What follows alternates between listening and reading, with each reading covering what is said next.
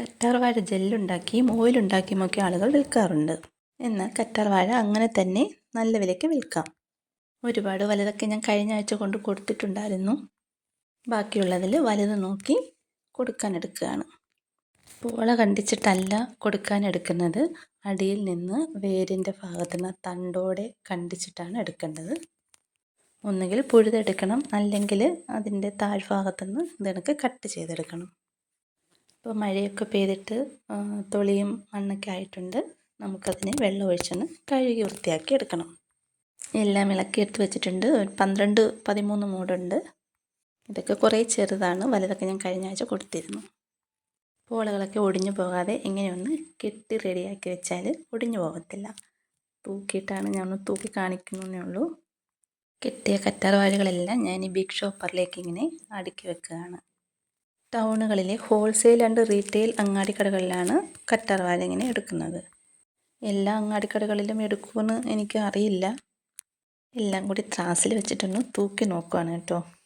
ആദ്യം ഞാൻ കെട്ടിയെടുത്ത കറ്റാർവാഴ 2.5 കിലോ ഉണ്ടായിരുന്നു.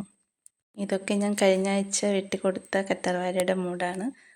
അതൊക്കെ വലുതായിരുന്നു, കുറേ വലുതായിരുന്നു. 3 കിലോയൊക്കെ 3.5 കിലോയൊക്കെ ഉണ്ടായിരുന്നു. കറ്റാർവാഴ നടുന്നത് എങ്ങനെയാണെന്ന് നോക്കാം. കുറച്ച് മണ്ണ് എടുത്തിട്ടുണ്ട്. അതിലേക്ക് കുറച്ച് ചാണകപ്പൊടിയാണ് ഇട്ട് കൊടുക്കുന്നത്. ഇനി കുറച്ച് വേപ്പിൻ പിണ്ണാക്ക് കൂടി ഇട്ട് കൊടുക്കുന്നുണ്ട്. കുറച്ചിട്ടാൽ മതി.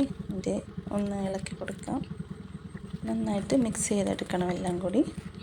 ഇപ്പോൾ പിന്നെ മിക്കവാറും എല്ലാ വീടുകളിലും ഒരു കറ്റാർവാഴയെങ്കിലും വെച്ച് പിടിപ്പിക്കാറുണ്ട്. ചട്ടിയെടുത്ത് അതിലേക്ക് കുറച്ച് കല്ലൊക്കെ ഇട്ട് കൊടുത്തിട്ടുണ്ട്. അതിന് ശേഷം കുറച്ച് ചകിരിയൊക്കെയാണ് വെച്ച് കൊടുക്കുന്നത്.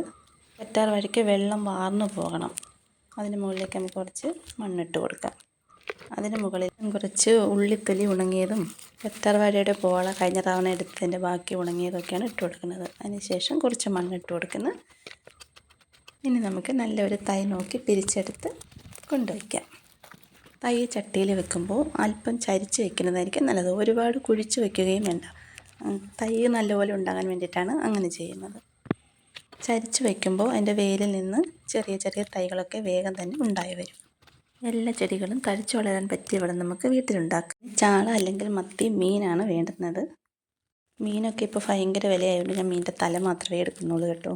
ഒരു മീനിൽ നിന്ന് അധികം കിട്ടിയതാണ്, അതുകൂടി എടുത്തിട്ടുണ്ട്. തലയൊക്കെ കഴുകി വൃത്തിയാക്കി ചെറുതായിട്ട് അരിഞ്ഞെടുത്ത് ഏതളവിലാണോ മീൻ എടുക്കുന്നത് അതേ അളവിൽ ശർക്കര ചെയ്തും എടുക്കുക. അതിനുശേഷം ഒരു ഉണങ്ങിയ ടിന്നെടുത്ത് അതിലേക്ക് ശർക്കര ഇട്ട് കൊടുത്ത് അതിനുശേഷം മീൻ തല കണ്ടിച്ച് വെച്ചിരുന്നത് കൂടി അതിലേക്ക് ഇട്ട് കൊടുത്ത് നന്നായിട്ട് ഇളക്കി. ഞാൻ ശർക്കര എടുത്ത് കുറച്ച് അധികം ഉണ്ടായിരുന്നു, അതുകൊണ്ട് ശർക്കര ഞാൻ മുകളിലേക്ക് ഇട്ട് കൊടുത്തു. ഞാൻ 2 ദിവസം കഴിഞ്ഞിട്ട് അതിലേക്ക് ബാക്കി തല കൂടി ഇട്ട് കൊടുക്കാം കേട്ടോ. അതുകൊണ്ടാണ് അങ്ങനെ ഇട്ടത്. ആദ്യത്തെ 2 ആഴ്ച 2-3 ദിവസം കൂടുമ്പോഴൊന്ന് ഇളക്കി കൊടുക്കുക. അതിനുശേഷം 2-2.5 മാസം അനക്കാതെ സൂര്യപ്രകാശം തട്ടാത്ത എടുത്ത് സൂക്ഷിച്ചു വയ്ക്കുക. പ്ലാസ്റ്റിക് ടിൻ തന്നെ ഉപയോഗിക്കണം, ഗ്ലാസ് ടിൻ ഉപയോഗിക്കരുത്. ടിന്നിൻ്റെ ഒരു 1/4 ഭാഗം വരെ മാത്രമേ നിറയ്ക്കാവൂ. Fish amino acid 5 ml 1 litre വെള്ളത്തിൽ കലക്കി തടത്തിൽ ഒഴിക്കാവുന്നതാണ്. ഇലകളിൽ തളിക്കാൻ 2 ml